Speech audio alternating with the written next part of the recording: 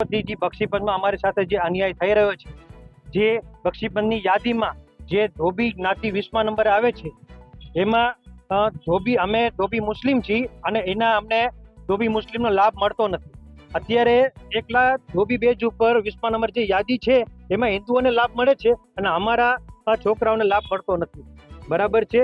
તો આના માટે અમે કલેક્ટરશ્રીને રજૂઆત કરવા આવ્યા છીએ અને આ પહેલા અમને 2002 પહેલા અમારી પાસે પુરાવા પણ છે કે જે અમને 2002 પહેલા ધોબી બેઝ ઉપર અમને બક્ષીપંથના દાખલા આપતા હતા અને 2002 પછી ટેકનિકલ ફોલ્ટ અત્યારે એવું કહેવામાં આવે છે કે ટેકનિકલ ક્યાંક તમારા કે આ ઇસ્યુ બન્યો છે એટલે તમને અત્યારે વંચિત રાખવામાં આવે છે. આના કારણે અમને ઈડબ્લ્યુએસમાં પણ લાભ નથી મળતો. એટલા માટે અમે અત્યારે કલેક્ટરશ્રીને અમે દરેક સુરેન્દ્રનગર જિલ્લામાં દરેક ધોબી સમાજ કલેક્ટર ઓફિસે અત્યારે આવેદન પાઠવવાના છીએ. અમારી તમામ માહિતીથી અપડેટ રહેવા માટે જોડાયેલા રહો S9 ન્યૂઝ સાથે.